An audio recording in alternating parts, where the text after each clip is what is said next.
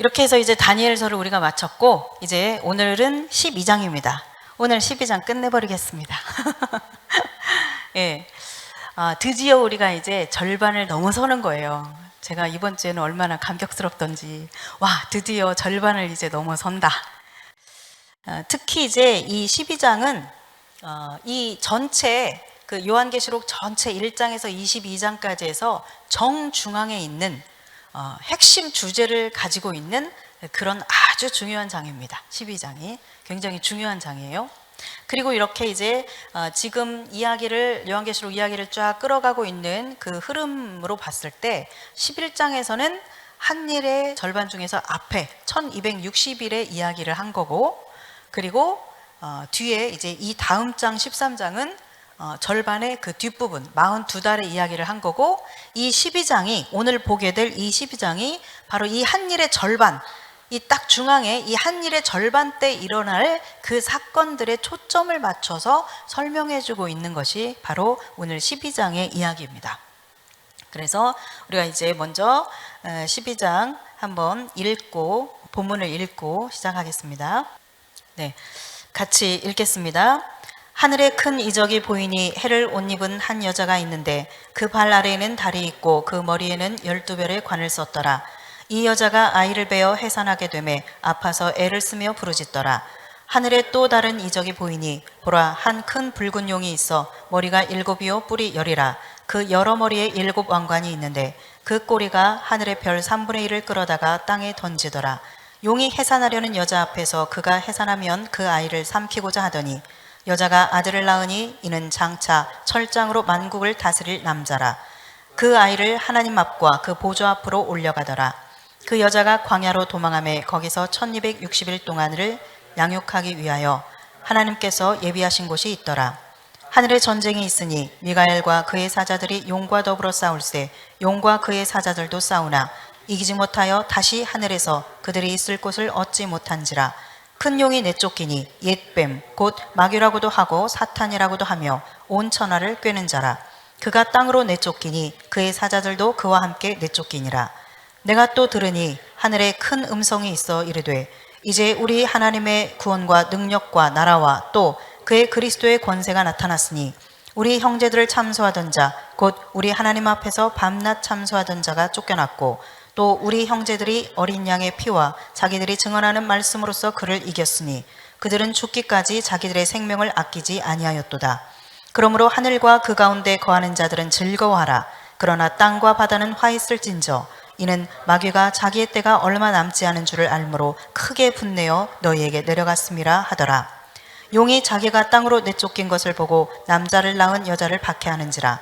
그 여자가 큰 독수리의 2 날개를 받아 광야 자기 곳으로 날아가 거기서 그 뱀의 낯을 피하여 한 떼와 2 떼와 반 떼를 양육받으매 여자의 뒤에서 뱀이 그 입으로 물을 강같이 토하여 여자를 물에 떠내려가게 하려 하되 땅이 여자를 도와 그 입을 벌려 용의 입에서 토한 강물을 삼키니 용이 여자에게 분노하여 돌아가서 그 여자의 남은 자손 곧 하나님의 계명을 지키며 예수의 증거를 가진 자들과 더불어 싸우려고 바다 모래 위에 서 있더라.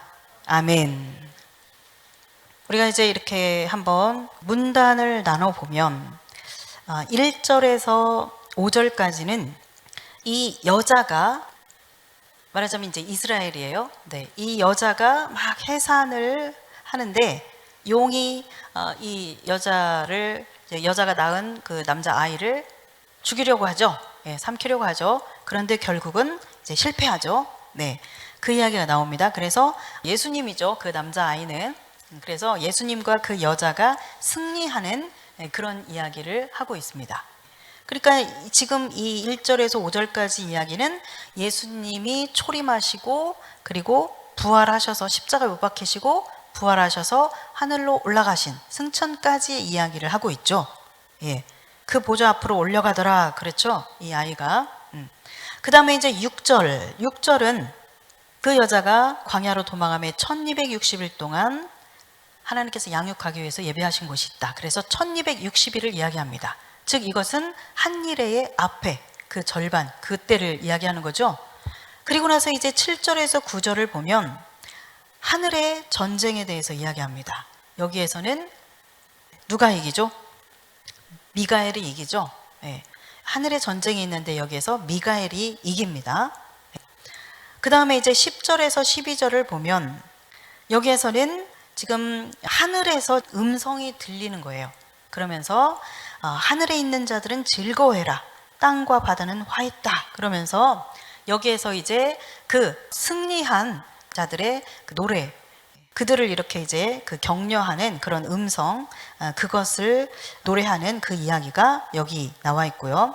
그 다음에 이제 13절에서 16절까지 여기에 보면 다시 이제 이 용이 여자를 막 박해하고 죽이려고 하는데 결국은 또 실패하죠.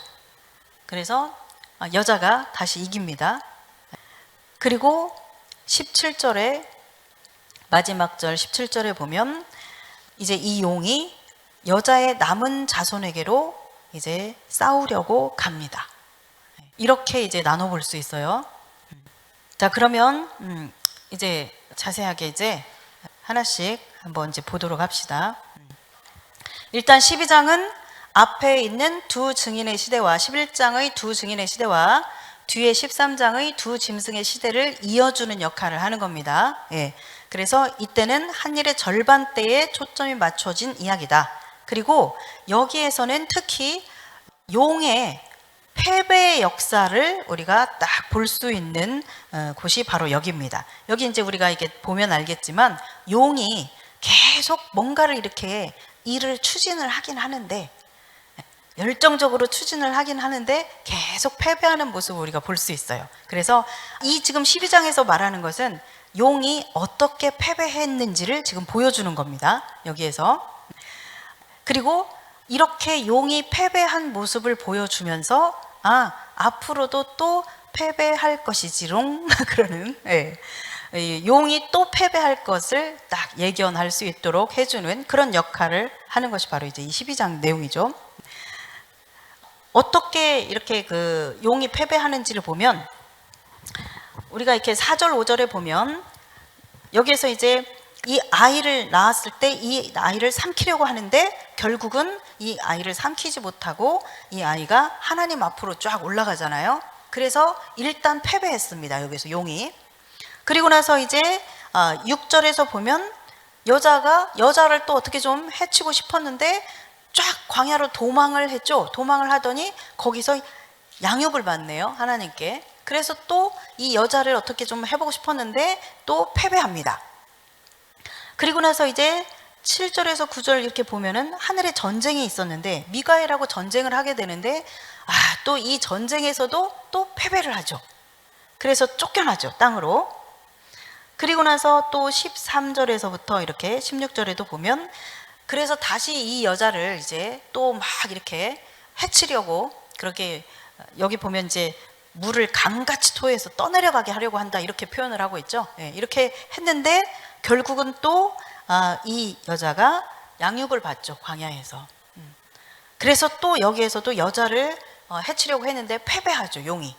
그래서 너무 화가 나가지고 이 여자를 해치려고 했는데 패배하니까 너무 화가 나서 17절 마지막 절에 보면 분노해가지고 누구한테 가느냐면 바로 그 여자의 남은 자손 곧 그 남은 자손이 누군지를 설명해주고 있죠.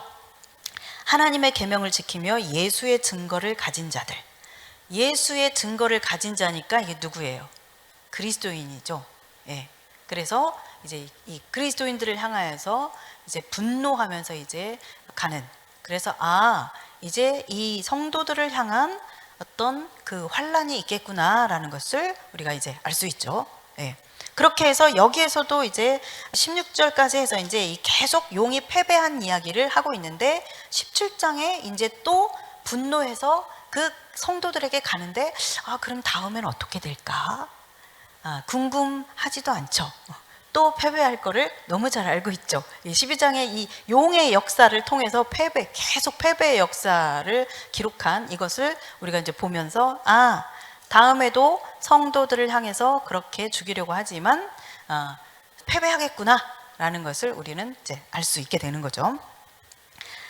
자, 이제 1절에서 해를 옷 입은 한 여자가 있는데 자, 이 한 여인이 이제 이렇게 보입니다. 근데 그 모습을 이렇게 한번 보니까 해를 옷 입었다.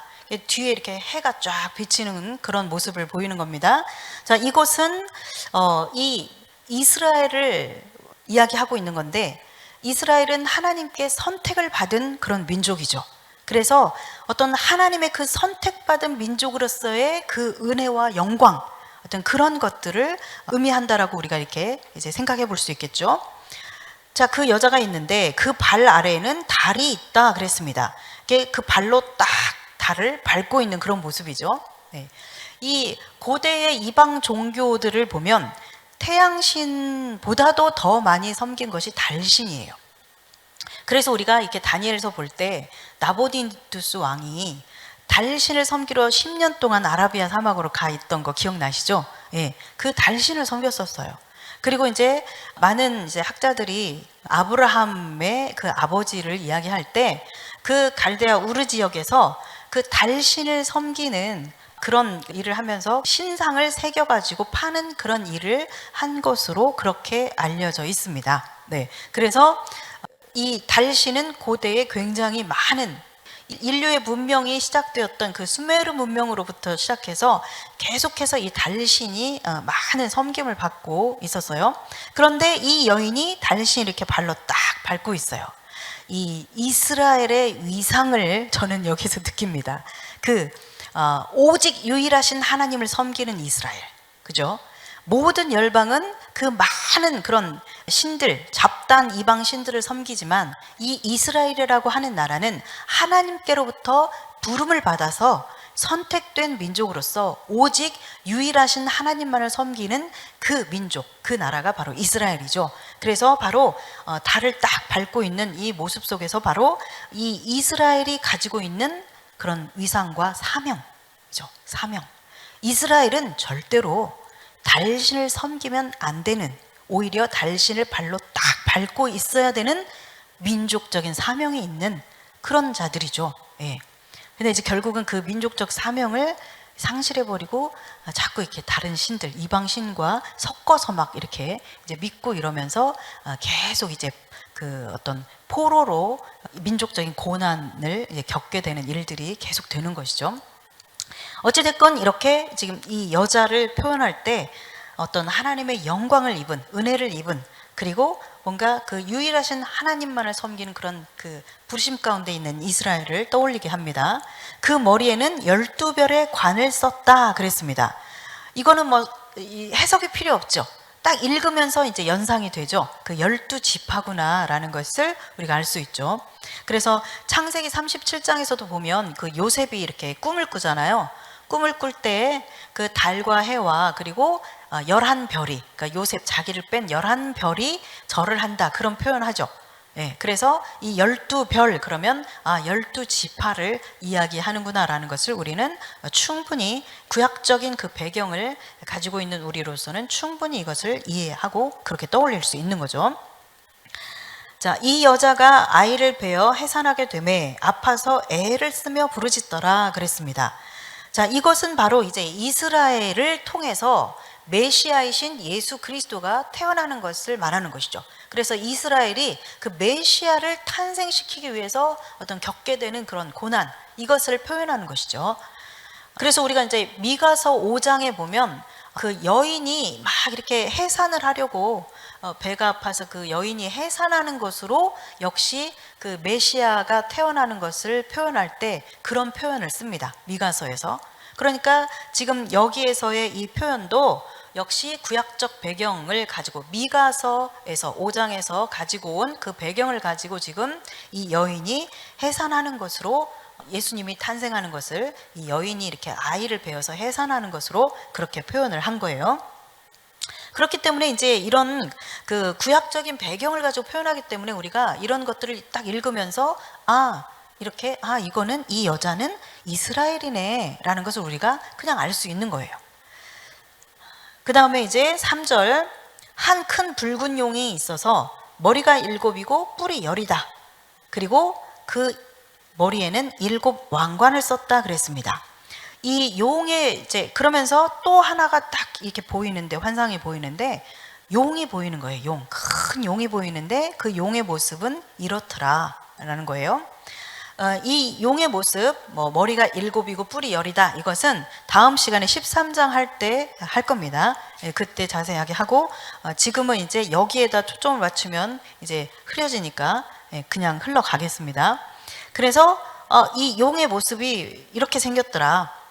그리고 7 머리마다에 왕관 하나씩을 썼어요.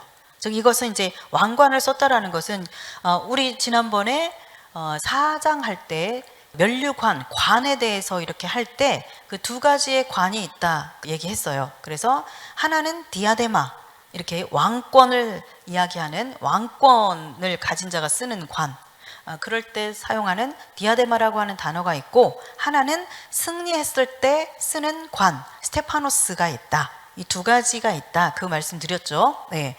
지금 여기에서 이 1절에서 이 여자가 쓰고 있는 12별의 관, 이 관은 스테파노스예요.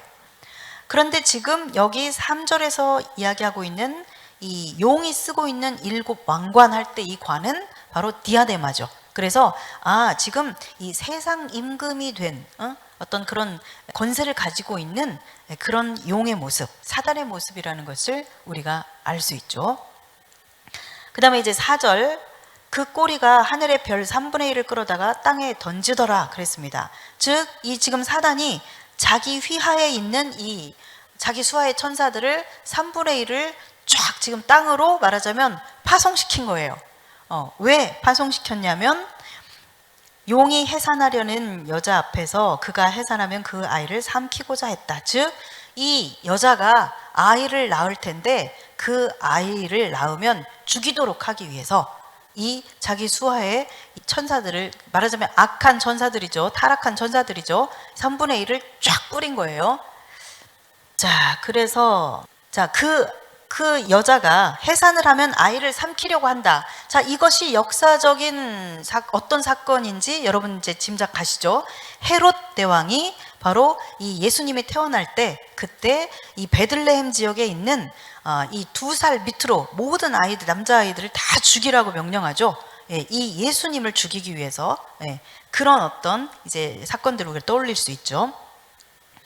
자, 5절, 여자가 아들을 낳으니 이는 장차 철장으로 만국을 다스릴 남자라. 자, 이것을 읽으면 우리는 이 아들이 예수님이구나 라는 것을 알 수 있어요. 어떻게 알 수 있을까요? 바로 이 장차 철장으로 만국을 다스릴 남자다라고 하는 이 표현에서 우리는 이게 예수님이다 라는 걸 알 수 있습니다. 더군다나 유대인들은 딱 이걸 보면 이거 메시아에 대해서 예언한 그 시편 2장 하고 떠올리게 되는 거죠. 시편 2편 9절에 보면 바로 이 이야기가 나오죠. 철장으로 만국을 다스린다. 그리고 질그릇을 깨뜨리듯이 그렇게 질그릇같이 깨부순다라는 그런 표현을 하고 있죠. 시편 2편 9절에 보면. 그래서 그 표현을 가지고 온 거예요. 이렇게 시편 2편을 여러분들이 이렇게 이제 보면은 메시아에 대해서 쭉 이야기하고 있다는 것을 알 수 있습니다. 그런데 그 메시아가 결국은 나중에 온 열방을 이렇게 통치하시고 심판하시는 그런 장면을 이제 이야기하면서 그렇게 될 것이다라는 것을 이야기하면서 바로 이 표현을 쓰고 있어요. 그래서 우리는 이 여자가 낳은 아들이 철장으로 만국을 다스린다고 했으니까 이 아들은 바로 예수님이구나 라는 것을 우리는 알 수 있습니다. 구약적 배경을 가지고 있으면 누구나 이렇게 딱 알 수 있는 그런 해석이죠. 그래서 그 아이를 하나님 앞과 그 보좌 앞으로 올려가더라 그랬습니다. 자, 이렇게 낳는데 벌써 올라가 버리셨네. 그죠? 자, 딱 이 한 문장 안에는 바로 예수님이 탄생하셔서 초림하셔서 십자가에 못 박히시고 부활하시고 그리고 하늘로 올라가시는 승천까지의 이 이야기를 다 이 한 문장으로 딱 얘기해 버린 거예요. 네. 아시겠죠? 그래서 이 12장에 나오는 여자가 누구냐? 이스라엘이냐? 아니면은 뭐 누구냐? 아니면은 또 이 아들은 이게 예수냐? 아니면은 뭐 누구냐? 이렇게 자꾸 뭔 딴 얘기를 꺼내려고 하면 안 돼요. 너무나도 명백하게 구약 성경을 배경으로 해서 딱 읽으면은 딱 하고 누구나가 이 구약 배경을 가지고 있는 모든 그리스도인들은 읽으면 알 수 있도록 명확하게 표현하고 있기 때문에 이것은 논란의 여지가 없습니다. 네. 자, 그래서 이제 5절 딱 한 절로 예수님의 생애를 딱 끝내버리고, 그리고 나서 이제 6절입니다. 6절. 그 여자가 광야로 도망하매 거기서 1260일 동안 양육하기 위하여 하나님께서 예비하신 곳이 있더라. 아니, 금방 예수님이 이제 이렇게 태어나셔서 올라가셨는데 갑자기 이제 또 1260일이네요. 1260일이면 이때는 언제예요? 우리 알죠? 예, 그렇죠. 한일의 앞부분, 두 증인이 활동하는 시기인 1260일인데 예수님이 올라가셨다는 얘기 하자마자 또 곧바로 이제 1260일로 와버리죠. 예. 정리할 때는 이것까지는 제가 이제 생각을 하지 못했는데, 이제 이번 주에 이제 이것을 준비하면서 이 부분이 아주 쉽게 이제 딱 그 명쾌하게 정리가 됐는데, 우리가 다니엘서 봤잖아요. 지난주까지 다니엘서 봤잖아요. 네. 다니엘서에 보면 71회가 있었죠. 71회가 있었는데, 자, 69일회가 딱 끝나면서 기름 부음 받은 자가 끊어졌어요. 즉 예수님이 죽으신 사건이죠. 네. 그래서 69일회가 이제 여기까지예요. 그리고 나서 다니엘서는 이 중간에 이제 마지막 저기 끝에 한일회를 남겨놓은 이 중간의 시대를 얘기한다 안 한다? 얘기를 안 하고 있죠. 다니엘서에서는 이 이방인의 시대라고 할 수 있는 이 기간에 대해서는 언급하지 않아요. 네. 그리고 이제 곧바로 한때 두때 반때의 그 마지막 때의 한일의 이야기를 합니다. 이것이 바로 이제 그 한일회가 가지고 있는 특성, 특히 다니엘에서 얘기하고 있는 거예요. 그래서 우리는 여기에서 지금 12장에서 다니엘서를 보고 있어요. 지금 71회에서 이 5절까지 해서 69일의 끝입니다. 그리고 이제 바로 한일회, 마지막 한일회로 넘어가는 거예요. 6절에서. 이해되시죠? 다니엘이 받은 환상을 토대로 해서 다니엘이 이야기하고 있는, 기록하고 있는 그런 방식을 지금 따르고 있다라는 이야기입니다. 왜냐하면 이 한 일에는 누구를 위해서? 이스라엘을 위해서, 그리고 거룩한 성 예루살렘을 위해서 하나님이 기한을 정하신 것이기 때문에 그 중간의 이야기는 이제 다루지 않고 곧바로 한 일회로 넘어간다는 것이죠. 그래서 저는 참 어려웠죠. 제가 이렇게 지금 아주 쉽게 이제 명쾌해졌다 이러면서 얘기를 하지만 정말 어려웠습니다. 정말 어려운 장 중에 하나가 12장이거든요. 너무너무 정말 어려운 장이었는데, 이제 이렇게 전체적으로 이제 정리가 되고 구조들이 보이고 뭐 이제 이런저런 거 하나씩 이제 해결되고, 이런 전체가 조화를 이루면서 이제 퍼즐 맞춰지듯이 퍼즐링이 되는 거죠. 그래서 하고 이제 이게 정말 이 12장이 이제는 너무나도 이제 간단하게 명쾌하게 이렇게 보이는데, 그전에는 정말 너무 어려웠어요. 물론 모든 사람들이 어려워하는 장이기도 하고. 그런데 이 부분에 있어서 어떻게 이제 5장에서 예수님의 생애 딱 하고 곧바로 이제 1260일로 넘어가고, 이제 그 이후에 진행되는 이야기도 참 이제 복잡하고 어려운 그런 이야기들이었는데, 이제 우리가 다니엘서를 통해서 이 71회의 그 이야기와 다니엘서에서 그 다루고 있는 그 방법으로 이렇게 보면 이게 딱 맞는 거예요. 그죠? 5절까지 해서 69일에 딱 끝나고 6절 바로 한일의 시작, 이렇게 되는 거죠. 그래서 이제 6절에서는 바로 이 이스라엘이 1260일 동안 하나님의 보호하심을 받는 그 이야기를 하고 있습니다. 그리고 이제 7절, 하늘에 전쟁이 있으니, 이 전쟁이 다니엘 12장 1절에서 말하고 있는 그 전쟁이라고 그랬죠. 미가엘이 일어선다, 그렇게 표현하고 있죠. 그래서 이제 전쟁을 일으키는데, 미가엘과 그 사자들이 용과 그 사자들과 싸워서 이제 용이 패배하죠.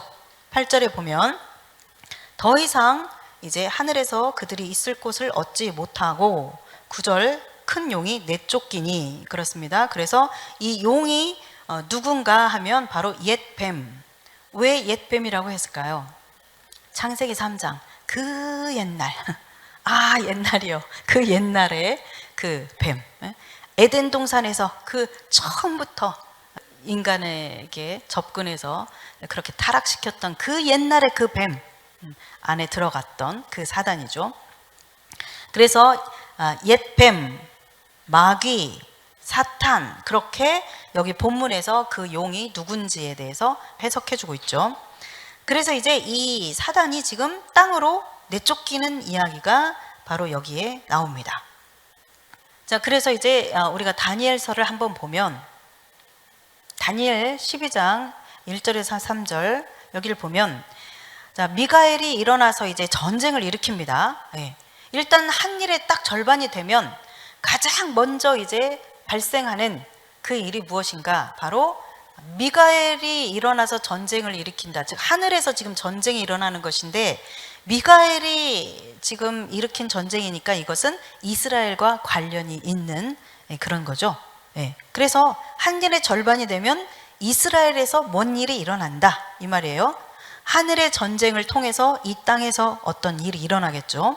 자, 그래서 이제 미가엘이 일어나는데 그 일이 무엇인고 하면 바로 환란을 이야기하고 있죠. 그래서 하늘의 전쟁이 일어나는 그 결과로서 이제 이 땅에서 환란이 일어나는 것을 우리가 이제 알게 됩니다. 네, 이렇게 환란이 일어나고 그리고 나서 이제 그들이 구원받는 역사가 있게 되고, 그리고 그 나머지 어린 양의 생명체 기록되지 않은 자들은 이제 수치를 당하여, 즉 심판을 받고 불못에 던져지는 그런 일이 일어나는 것이 바로 이 다니엘 12장에서 지금 이야기하고 있는 것인데, 이 이제 마지막 때 한 일회가 이제 시작되어서 바로 1260일, 6절에서 말하는 1260일이 끝나고 그 다음에 이제 딱 절반이 됐을 때 일어나는 일은 하늘에서의 영적 전쟁이 일어난다. 그러면서 환란이 일어난다. 특별히 이스라엘에서 큰 환란이 일어나게 되는 것이죠. 그리고 그렇게 이제 이 하늘에서의 일어나는 이 영적 전쟁을 통해서 용이 땅으로 내쫓기면서 이제 이 용이 환란을 일으키는 거예요. 그렇게 해서 한 일의 절반이 이제 시작되는 거예요. 42달이. 자, 우리가 이제 이 용에 대해서, 용이 과연 지금 어디 있는가? 용이 지금 여기서 이제 땅에 내쫓겼다 그랬는데 이 시점은 과연 언제인가? 이런 것들이 이제 이 용이 내쫓기는 시점이라든가, 그 다음에 이제 이 뒤에 나오는 막 찬양하는 이때가 예수님이 십자가에 못 박히신 때냐, 아니면 이게 한 일의 절반이냐, 막 이런 것들이 처음에는 정말 너무너무 복잡하고 정말 이 골치 아프고 이제 힘든 문제들인데, 이것들이 이제 쭉 다른 말씀들이 풀어지면서 함께 이제 해결이 되는 건데, 자, 용이 처음에는 하나님의 보좌를 섬길 케루빔이었다고 우리가 지난번에 에스겔에서 보면서 말씀드렸습니다. 그래서 하나님을 이렇게 섬기는 그런 이제 보좌 가까이에 있는 천사였는데, 이제 새 하늘에 대해서 먼저 설명을 드리겠습니다. 우리가 그냥 간략하게 새 하늘, 그래서 우리가 예전에 얘기했던 것처럼 셋째 하늘, 하나님의 보좌가 있는 셋째 하늘이 있고, 그 다음에 공중이라고 번역하기도 하는 이 둘째 하늘이 있어요. 그래서 여기는 악한 영들의 거처라고 생각을 하고 있는 그런 곳입니다. 그리고 이제 이 땅 위에 있는 이 하늘, 스카이, 이 하늘, 이렇게 첫째 하늘. 그래서 이제 새 하늘로 얘기를 할 수 있는데, 사실 유대인들은 뭐 7층 천을 이야기하기도 해요. 그러니까는 좀 더 이렇게 이제 세분화된 그런 하늘을 이야기하는데, 우리는 일단 이제 지난번에 그 성경을 토대로 해서 최소한 세 하늘이 있다라는 걸 우리가 이제 확인을 했었고, 이 하늘을 근거로 해서 봤을 때 처음에는 이제 이 사단이 이 하늘에 있었다는 거죠. 높은 하늘에 있다가 쫓겨났죠. 이 쫓겨난 이야기가 이제 이사야서에 나옵니다. 이사야서에 보면 너 아침의 아들 계명성이여, 네가 어찌 그렇게 그 하늘에서 쫓겨났느냐, 그런 이야기 하거든요.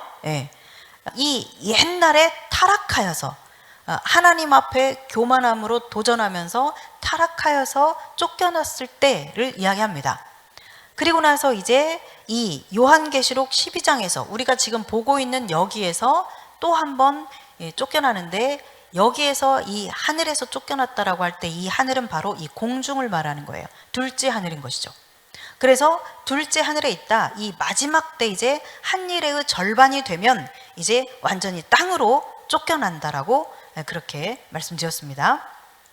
자, 그래서 제가 이렇게 한번 보니까 이 지금 사단이 욥기 1장 2장을 보면 이렇게 사단이 땅을 두루 다니기도 하고, 그리고 이렇게 하나님 보좌 앞에 가서 어쩌고 저쩌고 하면서 이렇게 욥을 이제 참소를 하잖아요.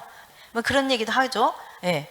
이런 것을 봤을 때 성경을 이렇게 보면 지금 사단이 이 보좌가 있는 그 높은 그 하늘로부터 쫓겨나서 공중이라고 하는 이 하늘에 있으면서 허락이 될 때만, 그러니까 이 지금 그 쫓겨난 이 사단은 주된 이 상시적으로 이렇게 거주하는 이 거처가 이 하늘의 보좌로 거기에서는 더 이상 상시적으로 거기에 있을 수 없는 거죠. 예. 그리고 허락될 때에만 그게 가능한, 하나님 앞에 나아갈 수 있었던 이제 이런 것으로 보여집니다.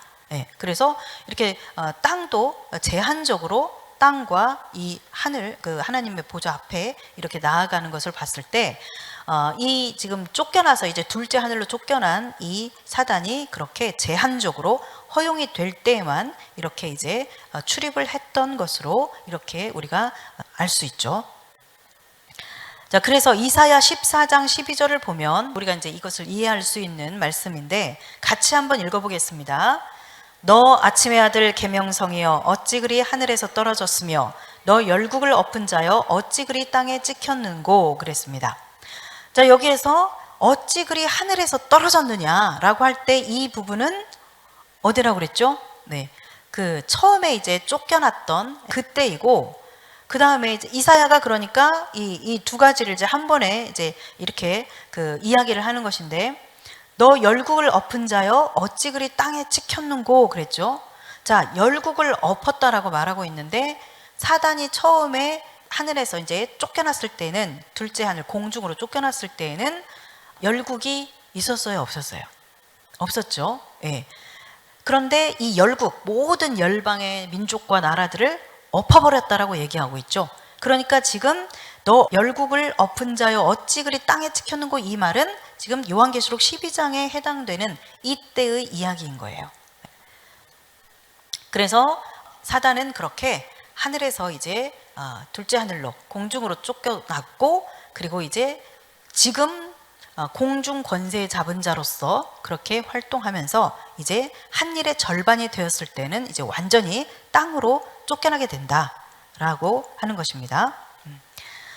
자, 성경에서 말하고 있는 이 공중이라고 번역한 이 말은 아에르라고 하는 단어예요. 네. 이 단어는 악한 영들이 거하는 처소의 그 하늘로 그렇게 이해되고 있습니다, 성경에서. 그래서 에베소서 2장 2절을 보면 같이 읽겠습니다. 그때 너희는 그 가운데서 행하여 이 세상 풍조를 따르고 공중의 권세 잡은 자를 따랐으니 곧 지금 불순종의 아들들 가운데서 역사하는 영이라. 아멘. 네. 여기 보면 공중의 권세 잡은 자 그렇게 얘기하고 있는데, 바로 이 공중의 권세 잡은 자는 단수예요. 단수로 쓰였어요. 그리고 뒤에 불순종의 아들들 가운데서 역사하는 영, 이것도 역시 단수로 쓰였어요. 그러니까 이 말은 무슨 말이냐면 이것이 그냥 일반적인 악한 영들을 말하는 것이 아니라 사단을 말하는 것이라는 이야기죠. 그래서 이 바울은 에베소서를 통해서 바울이 바로 이 사단에 대해서 공중의 권세에 잡은 자다라고 그렇게 이야기하고 있죠. 그래서 이 아에르라고 하는 둘째 하늘, 이 공중에 거하는 그런 것으로 우리가 이제 알 수 있고, 데살로니가전서 4장 17절 읽습니다. 그 후에 우리 살아남은 자들도 그들과 함께 구름 속으로 끌어올려 공중에서 주를 영접하게 하시리니 그리하여 우리가 항상 주와 함께 있으리라. 아멘. 네, 여기에서 말하고 있는 이 공중이 바로 아에르입니다. 네, 그래서 본래 이 사단이 있었던 거처였던 이곳이 이제 사단이 땅으로 한 일의 절반 때 탁 쫓겨나고, 그리고 이제 나중에 한 일회가 다 끝나고 나서 이제 예수님이 오실 때, 그때 우리가 이 공중에서 주님을 맞이하게 된다라는 것이죠. 영접하게 된다라는 이야기입니다. 그리고 이제 유대인들에게 있어서도 이 아에르, 이 공중은 그 악한 영들이 거하는 거처다라고 그렇게 그들에게도 그렇게 알려져 있습니다. 자, 이제 10절입니다. 10절에서 12절까지는 이제 하늘에서 나는 큰 음성이 있어서 그들이 이렇게 이제 외치는 거죠. 예. 이제 우리 하나님의 구원과 능력과 나라와 또 그의 그리스도의 권세가 나타났다라고 말합니다. 그러면서 우리 형제들 참소하던 그 사단이 쫓겨났다, 그렇게 이야기하죠. 그리고 우리 형제들이 어린 양의 피와 자기들이 증언하는 말씀으로 그를 이겼다, 그 사단을 이겼다는 것이죠. 그러면서 그들은 죽기까지 자기들의 생명을 아끼지 않았다, 그렇게 얘기합니다. 사실 이 10절, 11절도 저를 처음에 굉장히 어려웠어요. 예. 과연 이 하나님의 구원과 능력과 권세가 나타나고, 그리고 이제 이 사단이 쫓겨나고 형제들이 끝까지 이제 믿음을 지켜서 이긴 이 이야기가 예수님이 십자가에 못 박히셨을 때의 그 나타난 그런 영계에서의 이런 일인가, 아니면 이 한일의 때 일인가, 이거 가지고 정말 엄청 고민을 많이 했습니다. 네, 어려웠어요. 왜냐하면 이제 이 앞에서 말한 부분이 우리 하나님의 구원과 능력과 나라 그리고 권세가 나타났다라고 하는 이 이야기가 이제 사단이 쫓겨난 이 시점이 결정되지 않은 상태에서는 이게 과연 이제 이 문장이 어떤 특별한 시기나 사건을 이야기해 줄 만한, 특정해 주는 어떤 그런 특징이 없어요, 이 문장 자체가. 그렇죠? 하나님의 구원과 권세와 그 능력은 옛날에도 나타나셨고, 지금 현재 이 요한의 때도 나타나시고, 미래에도 나타나실 것이고, 그래서 이것이 어떤 이 시기에만 일어나는 어떤 특정할 만한 그런 사건이다라는 그런 게 없기 때문에 과연 이 시기가 언제인가 굉장히 이제 고민이 됐었는데, 그래서 예수님이 십자가에 못 박히셨을 때 이때에 용이 탁 쫓겨나면서 형제들이 승리했다 이렇게 하는 것인지, 이거 정말 이게 이제 다 이렇게 결정되지 않은 상태에서는 정말 머리 터지게 고민하던 문제였어요. 자, 그런데 이제 우리가 이렇게 뒤에 부분을 이렇게 보면 그들이 이제 11절에서 어린 양의 피와 자기들이 증언하는 말씀으로 이겼다, 그래서 죽기까지 생명을 아끼지 않았다 그랬잖아요. 그러니까 예수님이 십자가에 못 박히셨을 때에는 아직 예수님이 피 흘리신 그 피에 대한 증언과 말씀에 대한 증언을 가지고 순교하는 일이 없었죠. 아직 일어나지 않았죠. 예. 그래서 이 일은 예수님이 십자가에 못 박히셨을 때 나타난 그런 현상이 아니구나 라는 것을 알 수 있습니다. 그리고 더군다나 12절에서 땅과 바다는 화 있을진저, 자, 하늘과 그 가운데 거하는 자들은 즐거워하라 했는데 사실 하늘에 거하는 자들이 지금도 있긴 있잖아요. 예. 순교한 사람들, 뭐 지금 믿음을 지키고 이제 그 죽은 사람들 하늘에 있습니다. 그러니까 이제 이게 과연 언제인지 막 헷갈리고 이제 그랬던 거죠. 근데 이제 이렇게 12절 뒷부분에 보면 땅과 바다는 화 있을진저, 이는 마귀가 자기 때가 얼마 남지 않은 줄을 알고 분내어서 내려갔다, 그렇게 얘기하고 있어서 이 구절이 바로 이제 미가엘과의 하늘의 전쟁에서 패배하고 땅으로 내쫓기는 그 상황을 이야기하고 있는 거예요, 이 12절에서. 그래서 이 10, 11, 12절 여기에서 지금 노래하고 있는 이 이야기는 바로 어떤 사람들을 우리가 떠올릴 수 있느냐, 우리 바로 앞장에서 11장에서 죽은 사람들이 있죠. 어린 양의 피와 말씀을 증언하면서, 자, 증언하는 자, 증인으로서 죽은 자들이 있죠. 두 증인들이 죽었죠. 11장에서. 그래서 여기서 지금 하늘과 그 가운데 거하는 자들, 그리고 죽기까지 생명을 아끼지 않고 이렇게 믿음을 지켜서 이긴 자들, 이 사람들은 바로 앞에 11장에서 봤던 그 두 증인들이구나 라는 것을 우리가 생각할 수 있습니다. 이해되시죠? 네. 그래서 이제 이걸 봐서도 이 11장에서의 두 증인이 딱 두 사람만을 의미한다기보다는 지난번에 설명드린 것처럼 유대인 교회와 이방인 교회, 이 교회의 하나님의 종 선지자들이다 라고 보는 것이 타당하다라고 말씀드립니다. 그리고 자, 그래서 이제 이 두 증인들이 이제 하늘에서 죽임을 당했잖아요. 그래서 이제 죽임을 당했는데 하늘에 있구나. 지금 하늘에 있어요. 이 땅에서는 그들이 패배한 것처럼, 죽임당해서 그들이 진 것처럼, 패배한 것처럼 그렇게 보였는데, 그래서 11장에서도 보면 이 짐승이 와서 이 두 증인과 싸워서 전쟁을 일으켜서 이겼다 그렇게 표현을 했는데, 이 짐승이 이긴 것 같지만 보니까 죽임을 당한 이 증인들이 지금 하늘에 있더라. 하늘에서 그래서 즐거워해라. 지금 이렇게 얘기하고 있죠. 자, 우리가 이제 여기에서 또 생각해야 될 것은 뭐냐면, 여기에서는 이 하늘에 거하는 자들이 딱 두 증인만을 이야기하는 것은 아니다. 왜냐하면 이제 우리가 13장에 넘어가면 또 이 하늘의 절반이 돼서 이 짐승이 와가지고 짐승들이 성도와 싸워 이기게 되고 그런 이야기가 나옵니다. 즉, 이 성도들 가운데서도 순교하는 자들이 있는 거죠.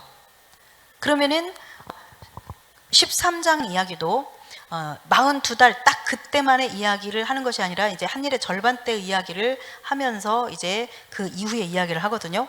그래서 이 한일의 절반 때 이 환란의 때에 주로 이제 주의 종들이 죽겠죠. 이제 이 마지막 때에도 역시 결국은 이제 주의 종들, 하나님의 말씀을 이제 전하는, 예언하는 자, 주의 종 선지자들, 그들이 이제 활동하면서 그들이 주 타겟이 되어서 이제 그들이 죽임을 당하겠지만, 또한 그때에 순교하는, 죽임을 당하는 성도들도 있다. 믿음을 지키면서. 그렇죠? 그들도 포함되는 거예요. 우리는 이제 이렇게 두 가지를 생각을 해야 됩니다. 여기 하늘에 거하는 자들을 생각할 때. 그 부분은 이제 이게 보면, 뒷부분 보면 이해가 갈 겁니다. 그래서 이제 여기 12절에서 말하는 하늘과 그 가운데 거하는 자들은 이제 순교에서 하늘에 있는 그 영혼들을 말하는 것이다 라는 것을 알 수 있고, 땅과 바다는 화 있을진저 그렇게 얘기하고 있죠. 땅과 바다가 화가 있는 이유는 이제 우리가 12장 끝나고 나면 그 다음 장으로 넘어가면 땅에서 짐승이 올라오고 바다에서 짐승이 올라옵니다. 네, 그렇죠. 그래서 땅과 바다는 화 있을진저 그렇게 얘기하고 있죠.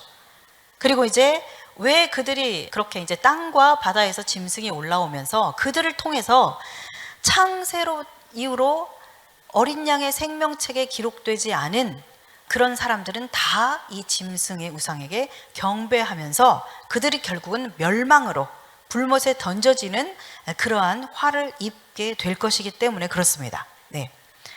그래서 이제 땅과 바다는 화 있을진저 그렇게 얘기하고 있죠. 그러면서 이렇게 말하죠. 마귀가 자기의 때가 얼마 남지 않은 줄을 알고 분을 내면서 내려갔다 그렇게 얘기하고 있죠. 예. 자, 여기를 통해서 우리는 알 수 있습니다. 이제 얼마 안 남았다. 조금만 참자. 조금만 참으면 된다 라는 것을 우리가 알 수 있습니다. 그리고 이제 이 요한계시록을 우리가 보면서 아주 중요한 관점, 놓치지 말아야 될 관점이 있는데, 그것은 바로 죽임을 당했지만 그들은 이긴 자다. 믿음을 지키고 죽임을 당한 자들은 이긴 자다라고 하는 관점이에요. 이 관점을 우리가 놓치지 말아야 됩니다. 그래서 42달 동안 박해가 있을지라도 하나님을 따라서 이 광야의 삶을 살아가기로 결정하고 그 광야의 삶을 사는 자들, 그들이 복 있는 자들이에요. 그들이 이기는 자들입니다. 그래서 그 바벨론에서 어떤 그 음란함이나 그 우상숭배의 그 기름진 것으로 자기를 더럽히지 않고 자신을 깨끗하게 구별하여서 희게 하여서 마지막 때까지 자신의 그 믿음을 지키는 자들, 그들이 바로 죽임을 당할지언정 그들이 이긴 자들이라는 것이에요. 요한계시록에서 바라보고 있는 관점은 바로 그겁니다. 죽은 자들이라 할지라도 믿음을 지키는 자들이 이긴 자들이다. 하나님께서 이 시대에 가장 필요로 하시는 마지막 때 사역 중 핵심이 바로 요한계시록의 선포일 것입니다. 이 사역을 감당하는 데는 중보기도와 격려와 동참으로 함께 이 길을 걸어가주는 여러분들이 필요합니다. 멤버십에 가입하는 것이 마지막 때 사역을 위한 동참과 헌신이라 여겨주시며 감사하겠습니다. 저희 채널 멤버십은 2단계로 나뉘어집니다. 먼저 모든 구독자는 목사님의 요한계시록 전체 강의를 들으실 수 있습니다. 그리고 1단계는 이전의 요한계시록 강의 영상을 그대로 모두 보실 수 있습니다. 강의 시 PPT를 비롯한 자료 화면들과 요약, 정리된 자막들이 있어서 강의의 집중도와 이해도가 높을 뿐 아니라 요한계시록을 이해하는 데 필요한 많은 시각적 정보들을 얻으실 수 있습니다.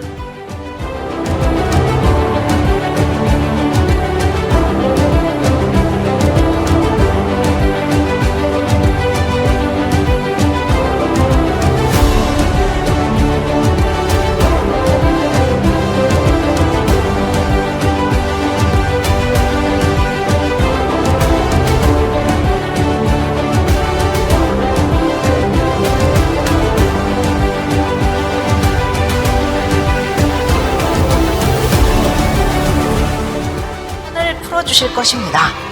그리고 2단계의 멤버십에 가입하시면 첫 번째 단계와 동일하게 강의를 들으실 수 있고 여기에 이스라엘과 중동, 에녹서, 다니엘서, 유대인의 정원 과정, 소아시아 7교회 등과 관련된 강의들을 함께 보실 수 있습니다. 앞으로도 2단계에서만 오픈되는 강의들이 있을 것입니다. 그리고 2단계는 6개월 이상 구독 시 세미나 등록비를 10% 할인해 드립니다.